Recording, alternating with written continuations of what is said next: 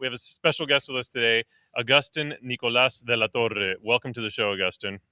Hi. Thanks for being here today, man. How are you?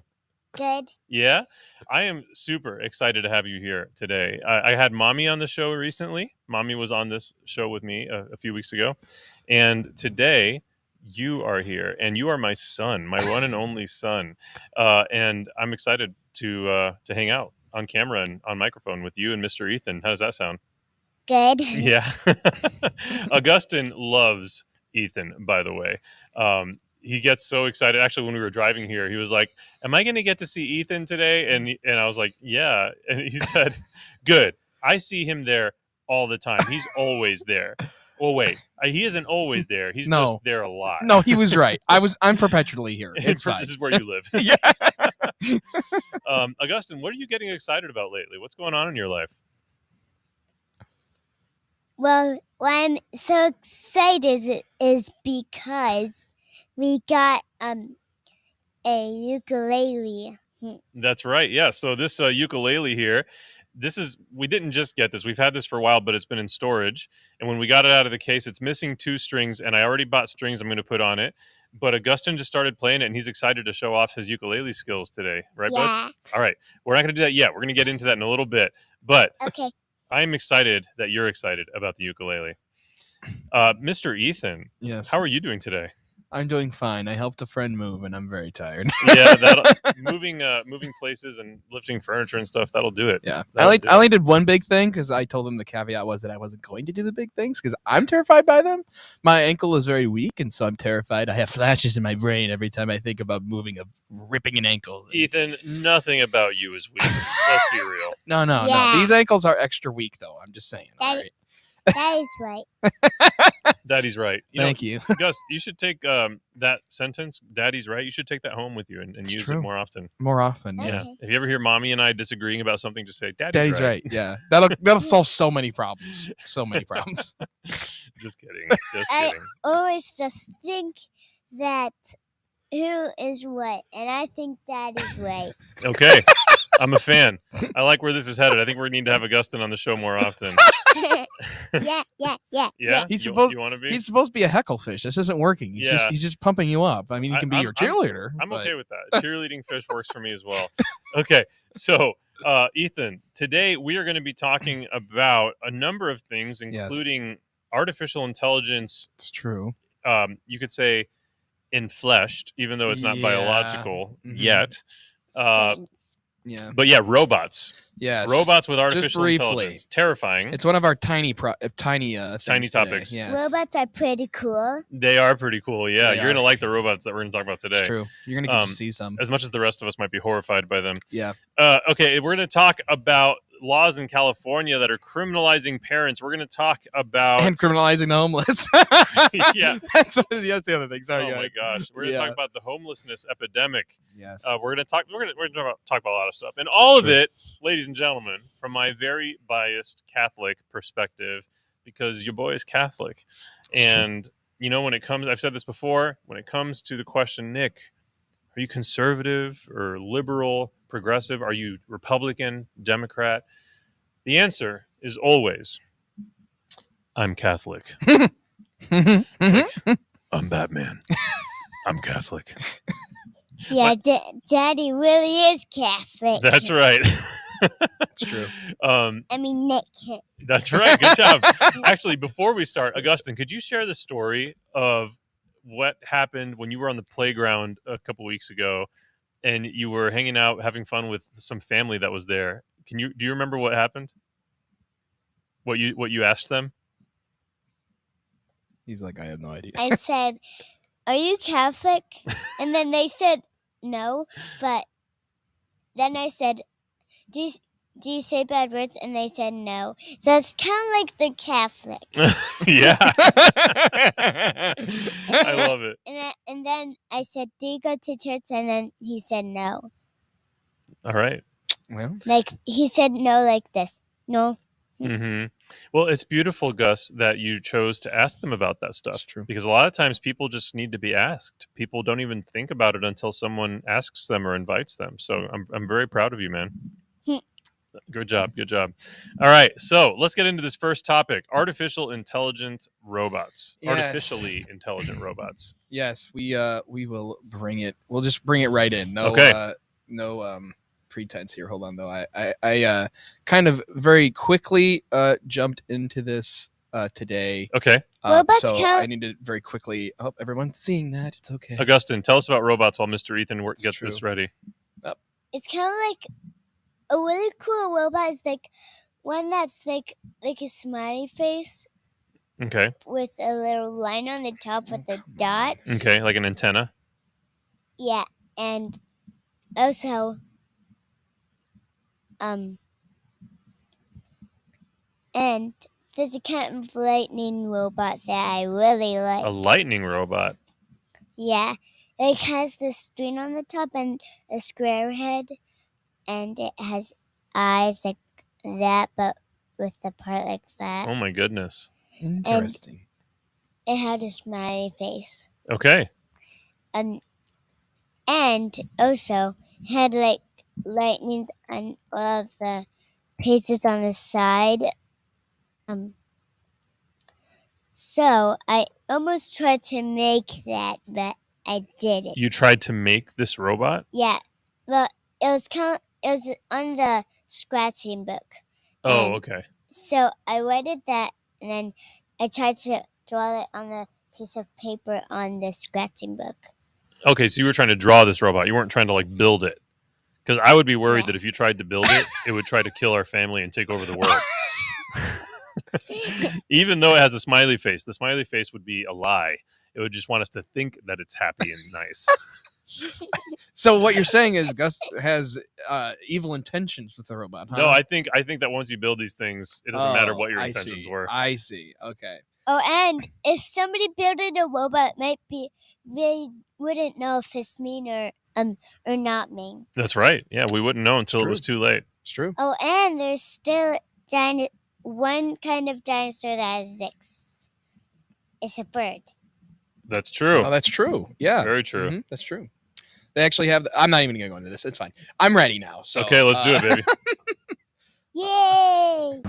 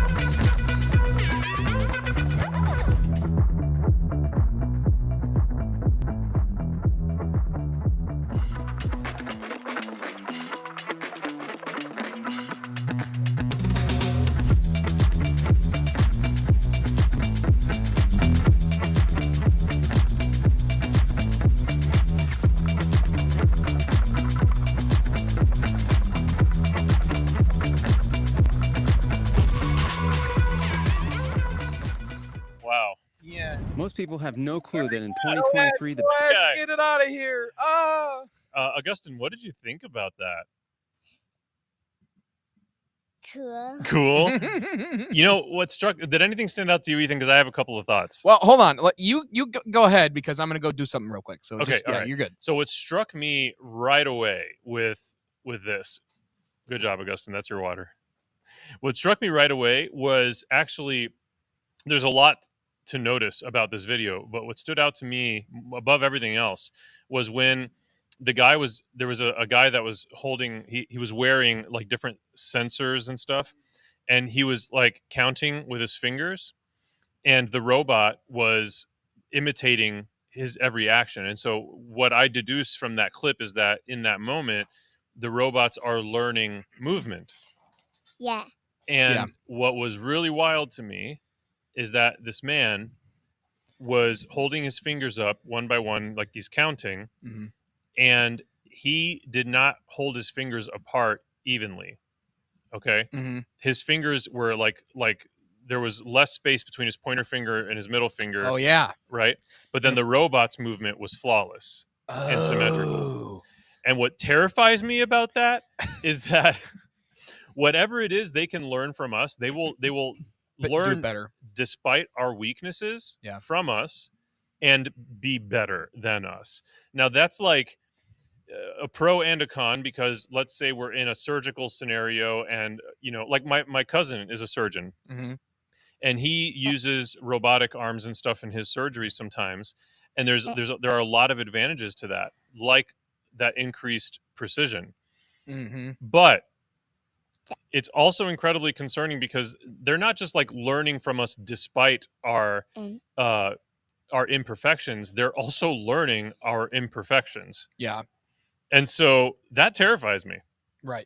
No, yeah, I completely agree. And I think that's like I think that's the big thing about all this stuff is that like I think we had a conversation like outside of the show where we were talking about, maybe it was inside the show, I'm unsure. But basically like this idea that like robots, like I don't think people really think about like what the robots have the capability of doing.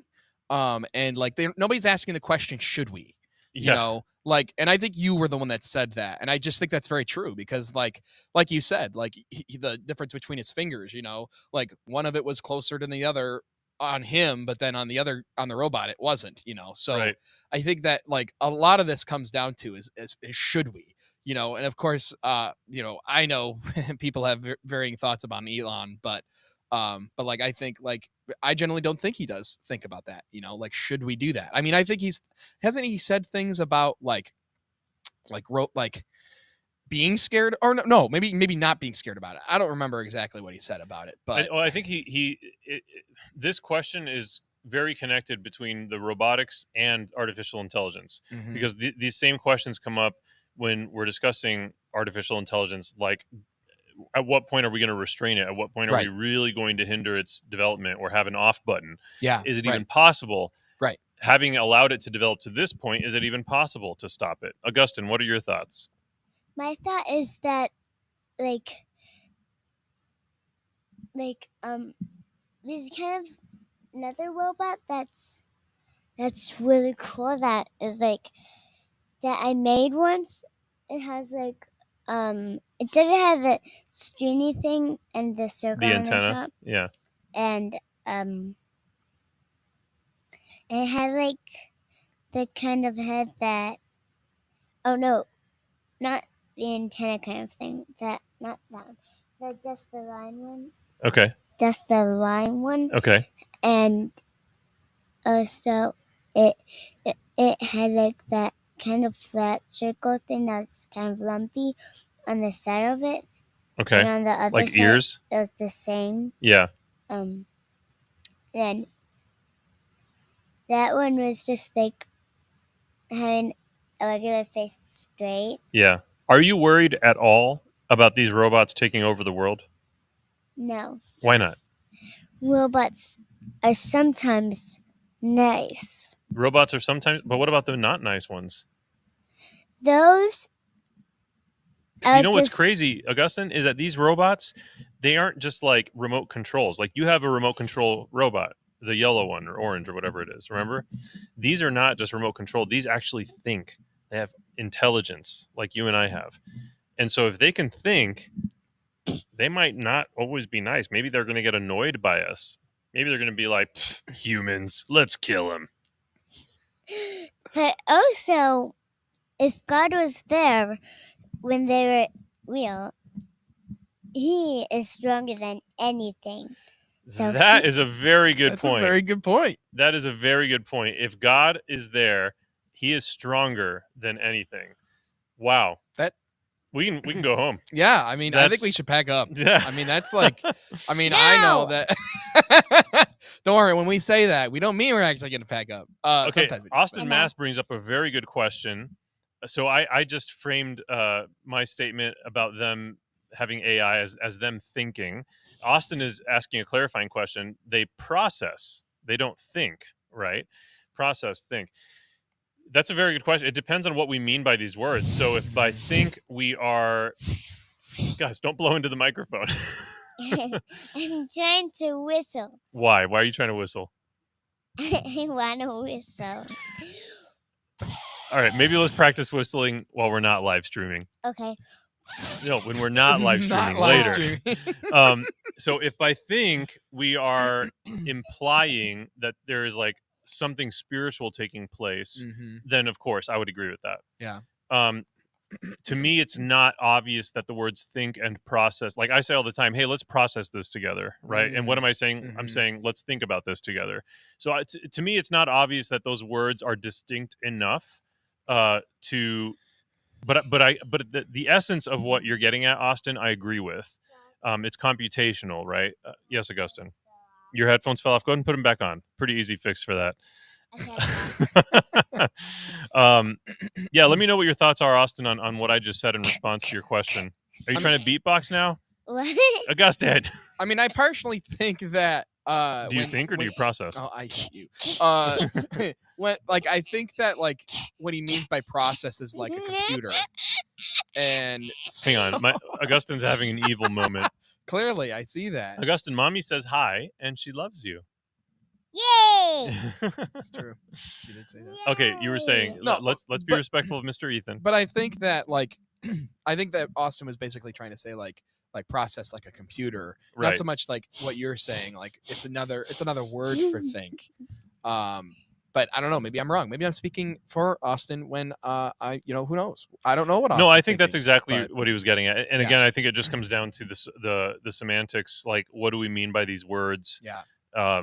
And too often those words can be synonymous, so it's hard for me to draw that line in that way. But I agree with the premise. I misunderstood what you were saying, so thank okay. you for clarifying. Yeah, yes. yeah. Okay. Yeah, That makes more sense. like sometimes if Alina sees me and it looks like I'm daydreaming or something, she'll be like, hey, what are you thinking about now? And I might respond, well, I'm processing X, Y, and Z. Right. Yeah. And Yes. so So it might as well be also think. right. So also, I love this setup. I'm just gonna do an aside. I love this setup where it's me and you talking, and then Gus is just in the middle having fun. Yeah. So it's like those. Is it like TikTok? I think where like half the screen is like Subway Surfers, and then the other half is like a Family Guy clip or something. Like basically, that's what we're doing here. So Yeah. nice on us for us to do that. I love it. I love it.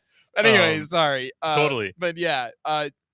Yeah. So my concern about the AI robots, Mhm. it's one thing if we have a robot that's remote controlled and it does a specific function and it doesn't think for itself or process for itself. Mhm. If it doesn't have a will, and that's what the AI gets into dangerous territory of is having a will. Right. And to me, it's dangerous because if you have one of those pre-programmed, it has very specific subroutines. Like I pick up this box and I put it over here. Right.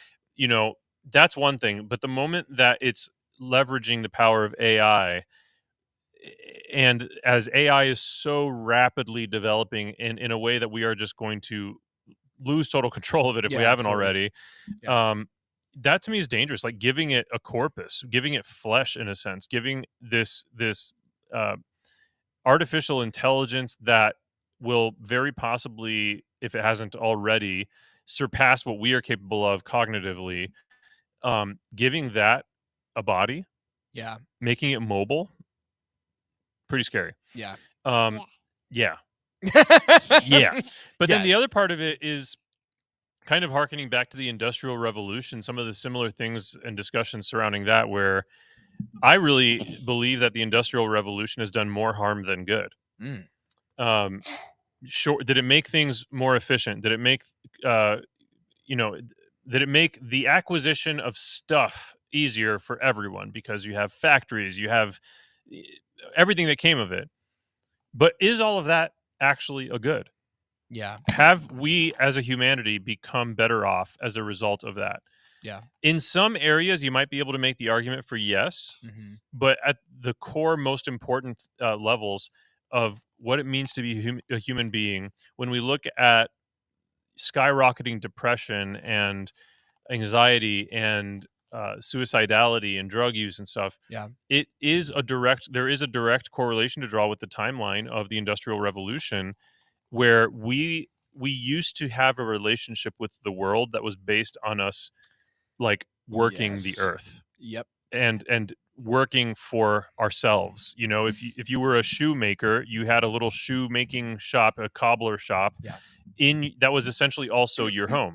Yeah. And that was the value you brought to society, and society paid you for the shoes that you For built those or wares. fixed or whatever. Right. But you weren't reporting. You as a human being did not become a cog in a machine of some broader corporation. Yep.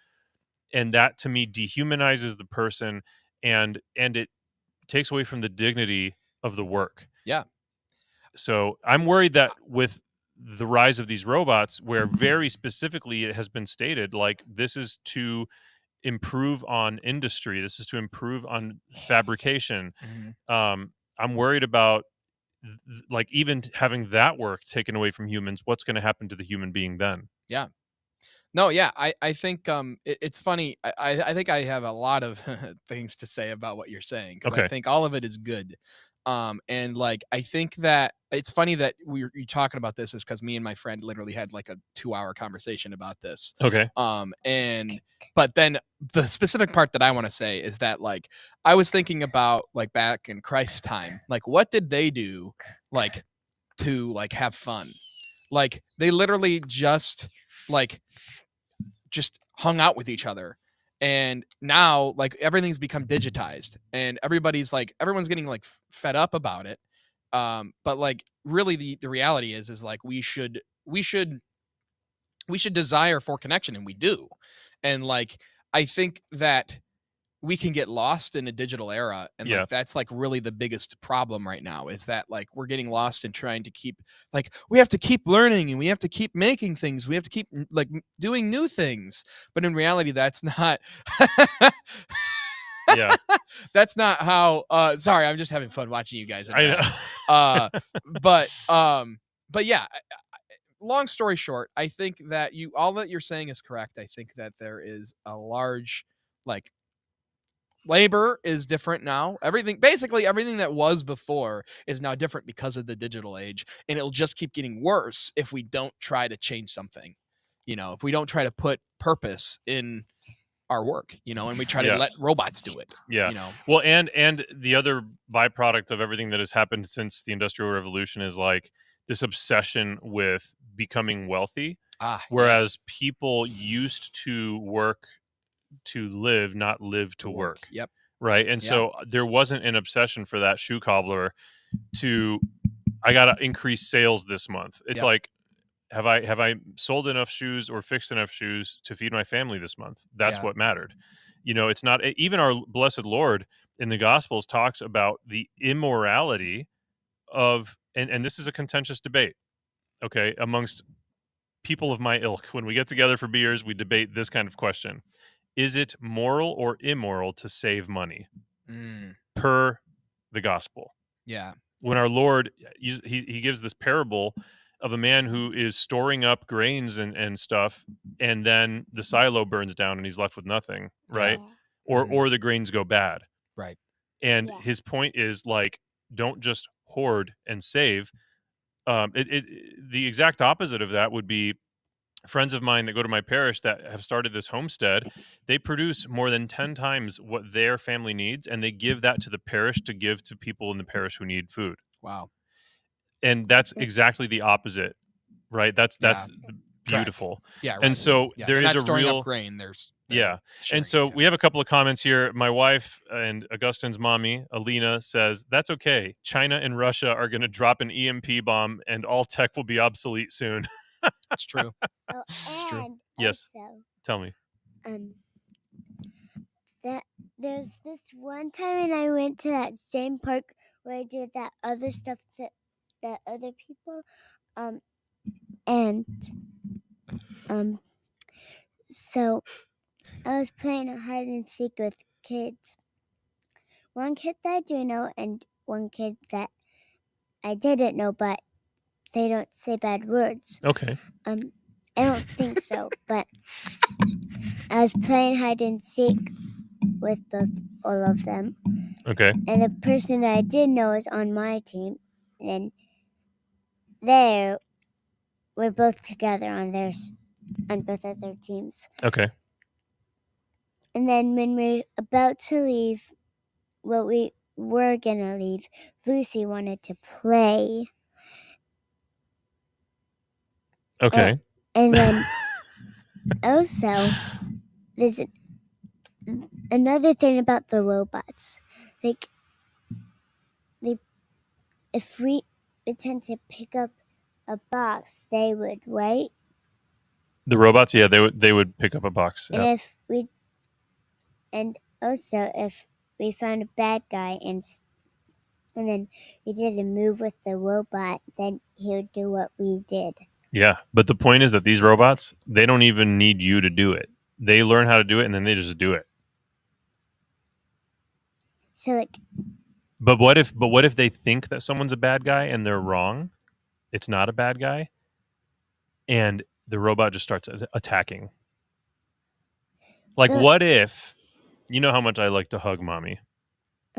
What if we have a robot one day, and I go to hug mommy, and the robot thinks I'm attacking mommy, so the robot starts attacking me and kills me? Then what, Augustine? Then I would take a nice robot that he doesn't have a brain, so I just tell him what to do. Okay, so like a remote controlled one. No, Okay. like a bunch of minion robots. A bunch of minion robots. And Okay. they listen to what I say. So I say, attack that big robot. And then they'll just attack it. I think that's a super solid plan. So do I. We got a couple other comments here. Thank you for that, Augustine. You're welcome. Watchtower says at least AI is incapable of receiving divine inspiration. But would they agree with that?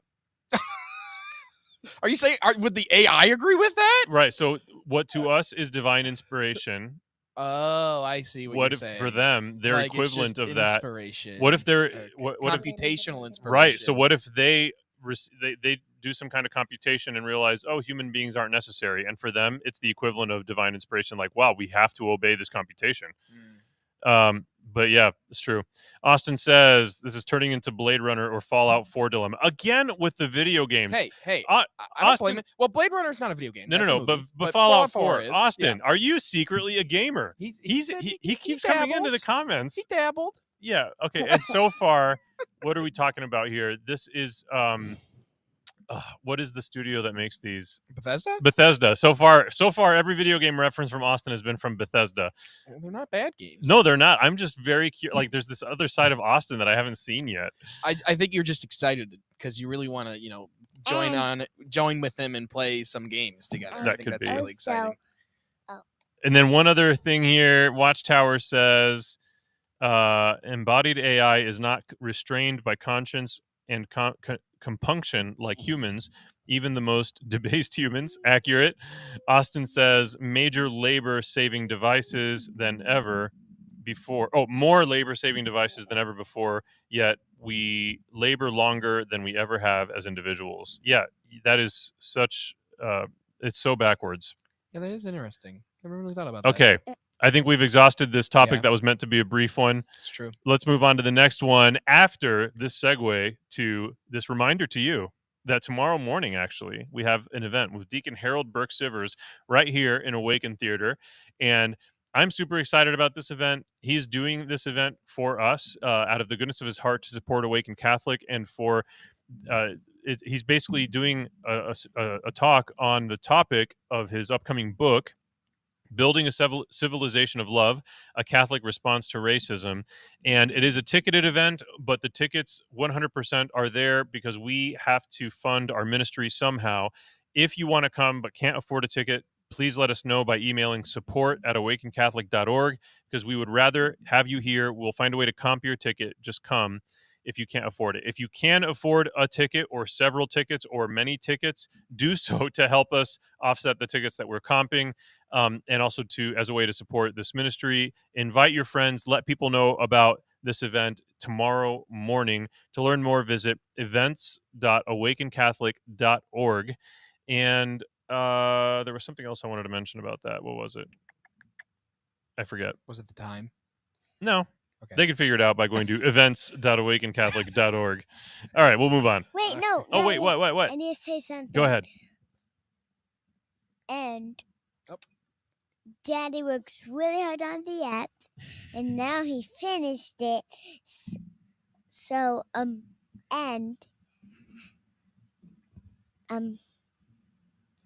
then after first he finished the Wi-Fi, so we have Wi-Fi and we can play games together again.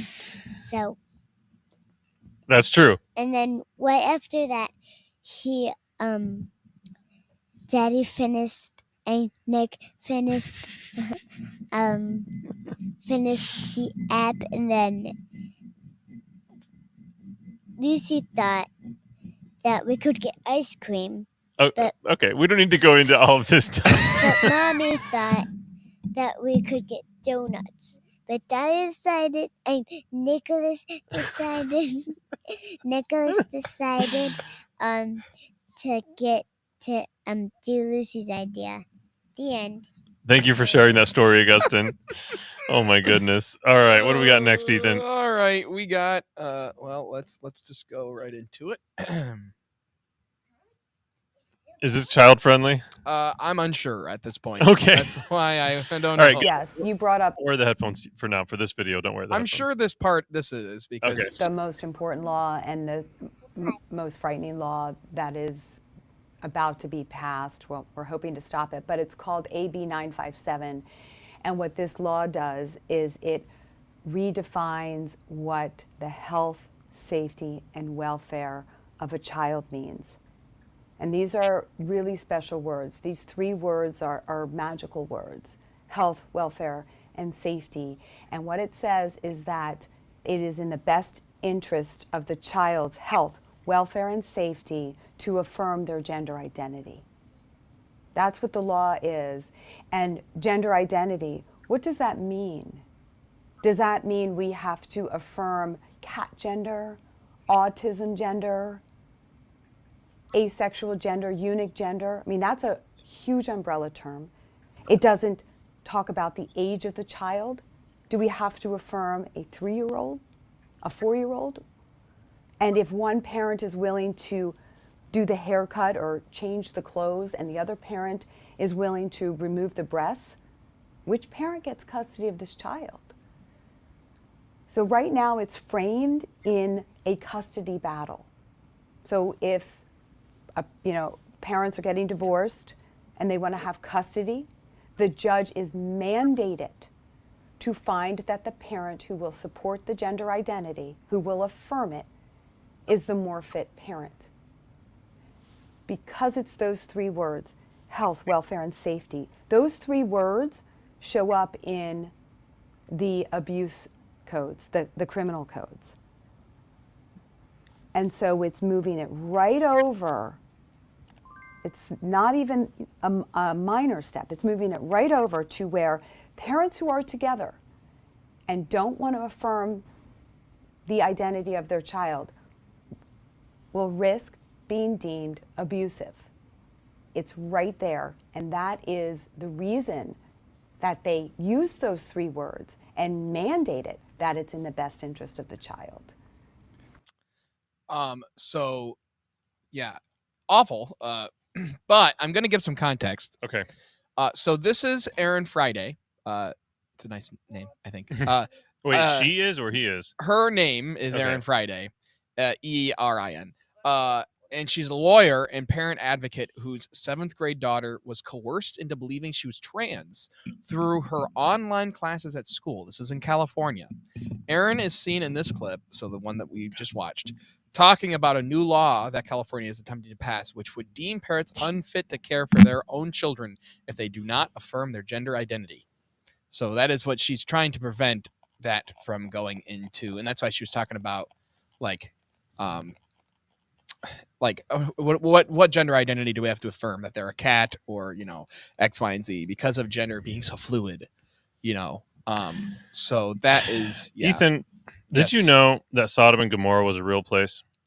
like a real place on Earth. Yeah, like a real two twin towns. Yeah. Did you know that really truly that fire rained down from the heavens and destroyed those two cities? It's not just like a weird Old Testament story. I don't know why you're saying that. It's because we freaking deserve that at this point. Yes, I agree. Oh my gosh. I So there's a note here as well on our outline that Aaron later explains in the video that each child who transitions is worth about $1 million to the medical community. So imagine putting I just like this just like, I mean, it's unbelievable, really. I mean, I kind of have no words because it kind of just speaks for itself. Like this is right. I agree. Yeah, we totally deserve all the things that happened. Fire raining down from the heavens. Like, I mean, at this point, like we're not only torturing children, but we're torturing those children's parents and, arresting them for Augustine, are you okay? the ASMR that's happening. Yeah. It's just, hopefully this is what we should have put that like in the title that ASMR was happening. But anyways, long story short, yeah, I don't know if there was anything that you had specifically. Austin Mass says best to have 10 righteous men nearby. I love that. Austin, way to flip it, man. That's the way we got to be thinking right now. We need to be Augustine, stop. Do you want to come back and do this more with Daddy? Yeah. Okay, then you got to stop.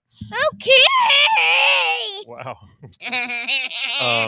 No, but we really do need to band together and surround ourselves with good people that bring the best out of us, that challenge us. Challenge us. I was sorry, I had like a little Celine Dion moment there. But yeah, I agree with Austin. And honestly, right now, like I just want to affirm no one's gender ideology. I want to affirm people that are caught up in situations like anything like this. Like stand by truth, stand by goodness. Don't waver. Don't allow the pressures of this modern society, this truly diabolic society, to make you waver from standing up for what is right. And most importantly, that is those who are innocent. Right, our Lord said that it'd be better for a millstone to be tied to someone and they'd be thrown into the ocean than for them to. It's really heart wrenching. Yeah. Overwatch says, or 20. I agree. Or 20 good men, righteous men. Augustine, on this note, could you play us a little bit of your 2-stringed ukulele? Sure. All right, so Augustine just got this today. We just got this out of storage. I have new strings I need to put on it, but I haven't yet. All right, let's hear it, Gus. Show us a song.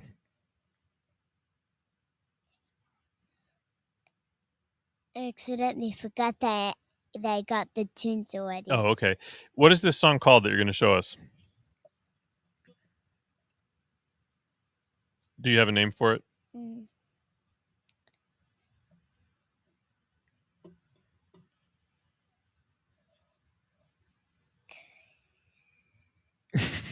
Do you have a name for it? Might. It's what? Might. Might? The name for it is Might. Might. Okay. I love that. I'm a fan of it. All right, let's hear it. Make it a short one though. Okay, I'll try that. Watchtower says make millstones great again. Oh yeah. Okay.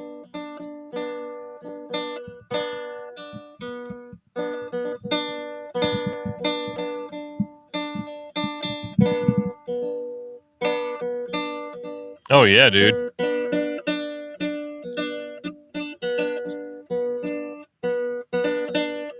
Just imagine what he's going to be able to do with 4 strings. Imagine. Oh, Dinah. Oh, Dinah. Dinah, why? Dinah say meow, meow, meow. Cat say why? I think you have the animals mixed up. Baby say cat, cat, cat. Babies What? Bears say quack, quack, quack.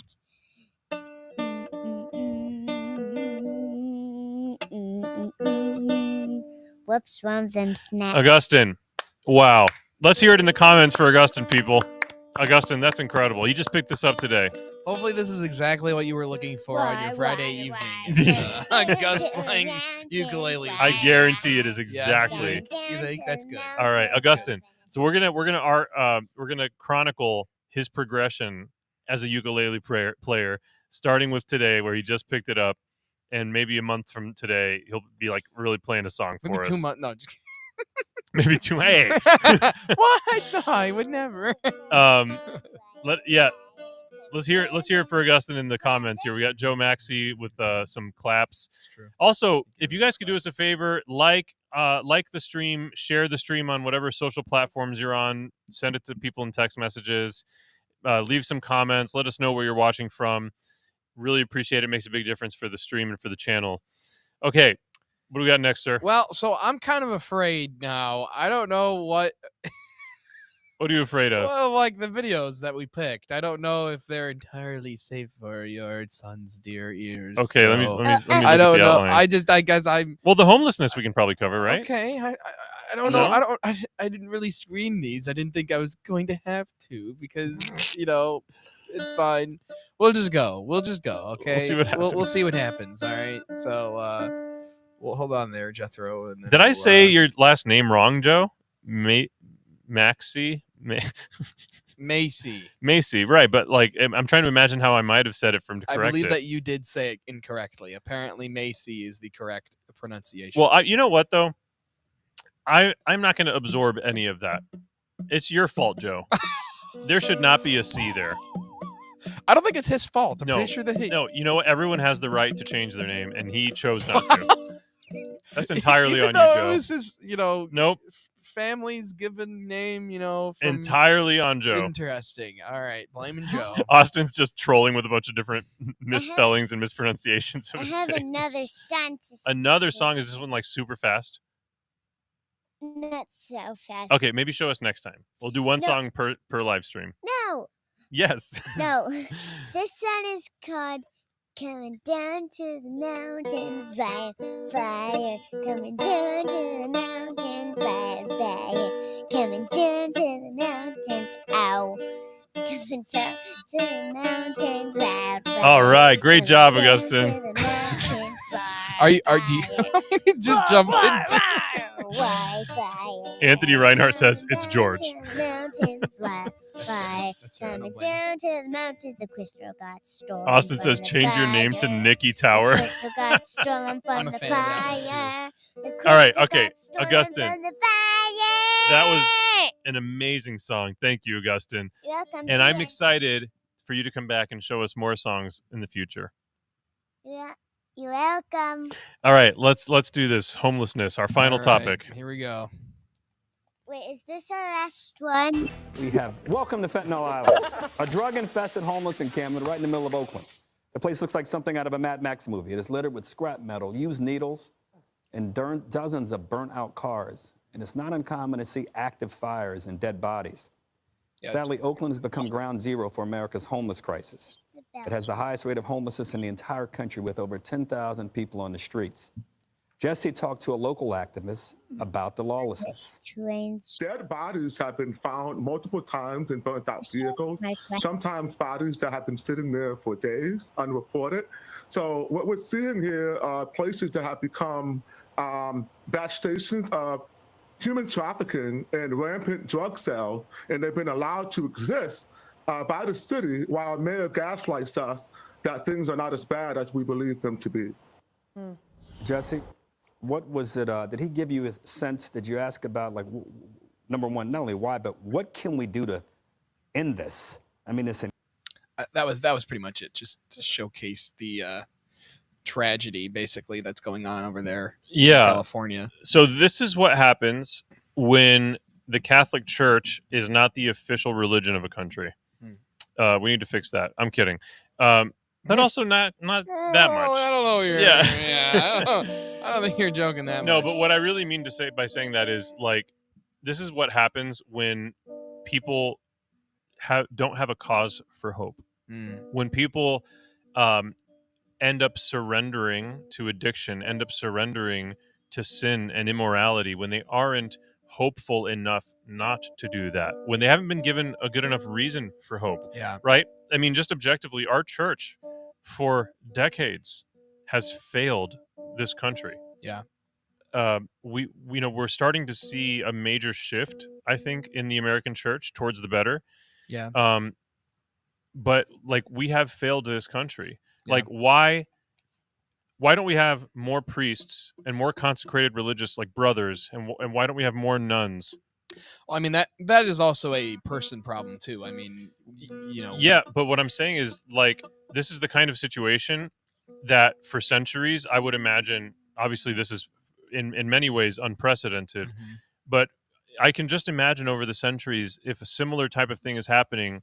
Who's there caring for the people? The nuns. Who's there caring for the people? The people who would later become canonized saints. Right. And our own diocese where we live, Ethan, our bishop has the entire diocese praying a Hail Mary every day and fasting for religious vocations, for an increase in religious vocations, because we have a priest shortage.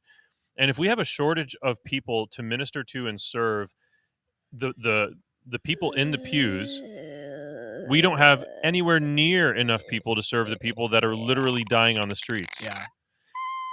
Augustine, are you okay? Are you getting bored? Listen, you did your song. If you want to go play, you can. Okay.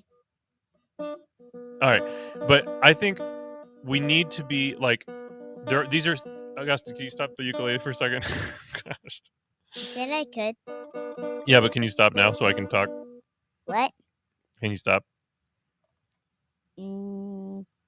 Sure, but no. Sure, but no. If you ever want to come back here, you'll stop. Can we mute his mic for a minute? Oh, that's true. I didn't think about that. Hold on.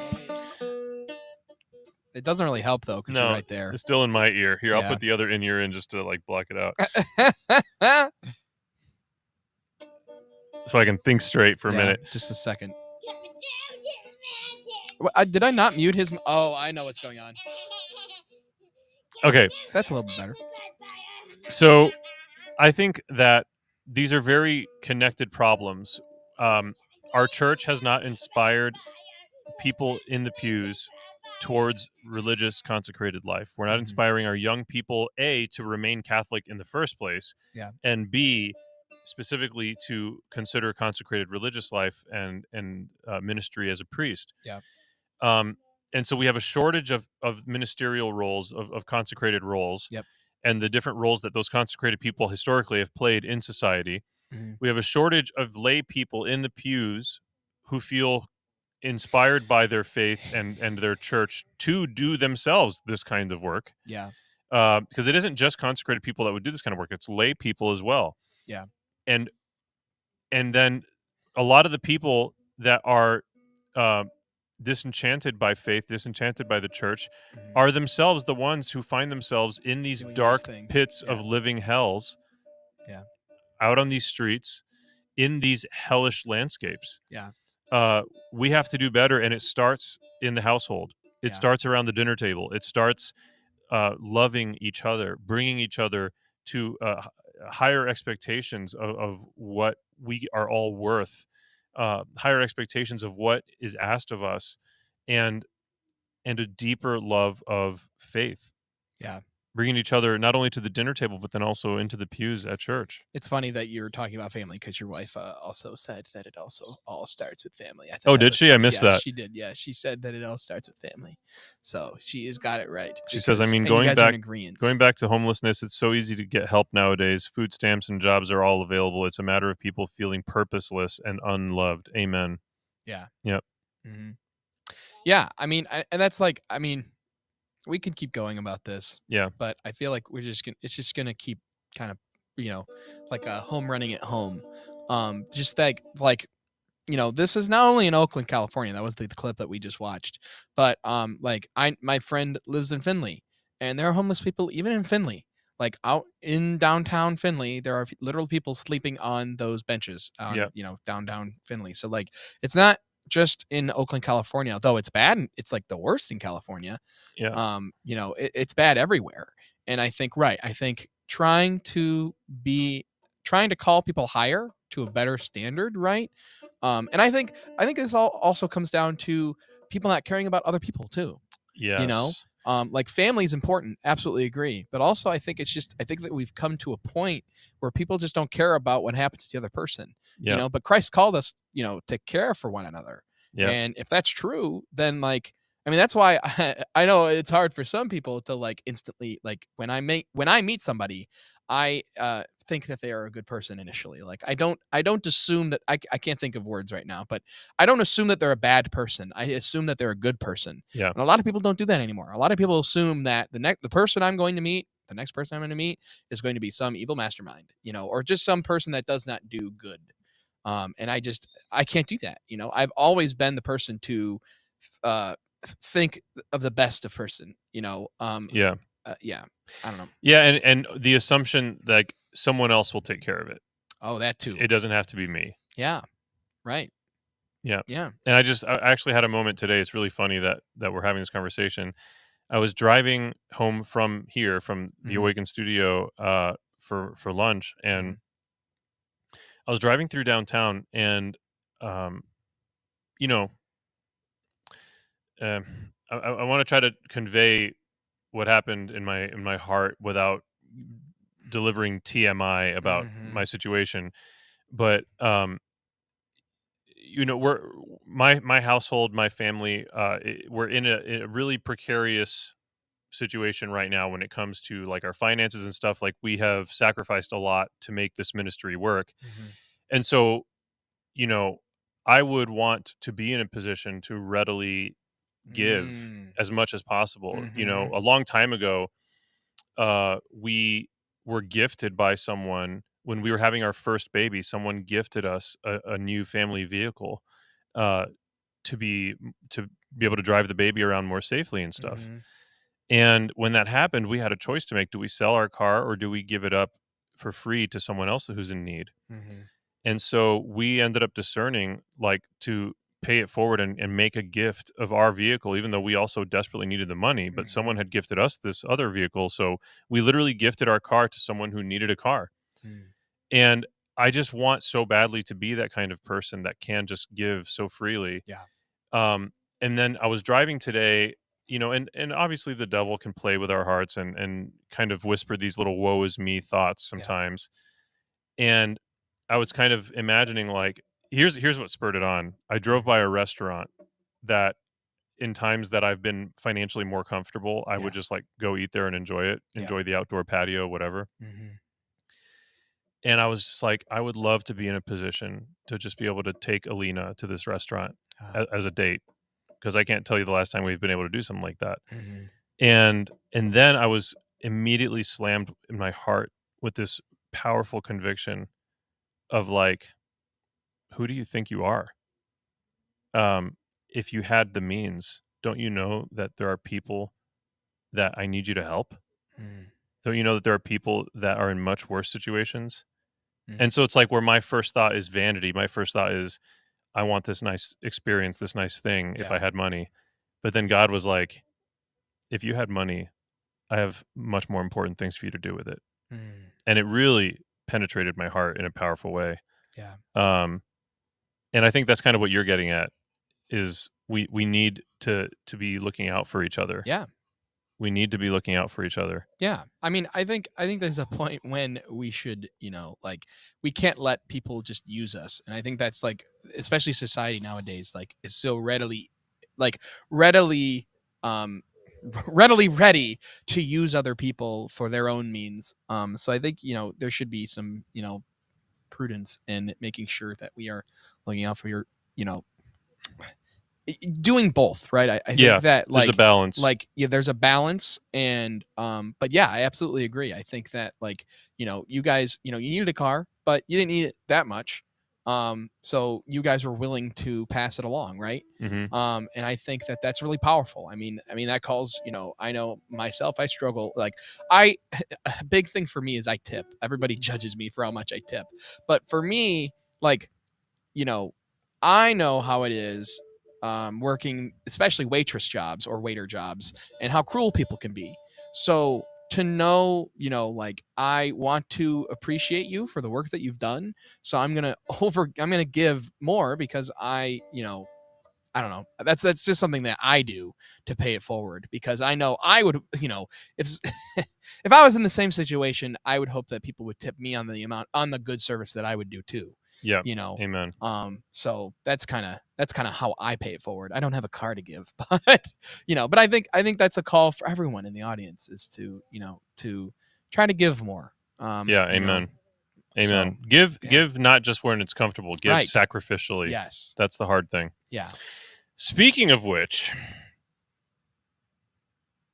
Yep. if you want to donate to Awaken Catholic, Nice segue. that was not planned at all. But if Yeah. you do want to, just by chance, Just by chance. support the work we're doing here, visit awakencatholic.org/donate to That's join the wrong way, Awaken Nation and be a part of what makes all of this possible.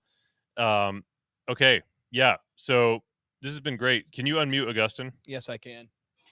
Just as a reminder, tomorrow morning, Deacon Harold Burke Sivers right here at Awaken Theater. Visit events. At Awaken Theater. That's right. Events.awakencatholic.org for more details and to get your tickets. Even if you can't afford it, there is an email address there that you can send an email to get your ticket comped. But if you can afford it or several tickets, please do that. And please invite others to come with you. Even if you can't make it, invite others to come. Really want to take advantage of Deacon Harold's generosity there. Deacon Fion. Augustine, is there anything you want to tell the people before we end? Did you like my song? Yes, we did. We loved your song. Wi-Fi. Come down to the mountain Wi-Fi. But when you play, when we need you to.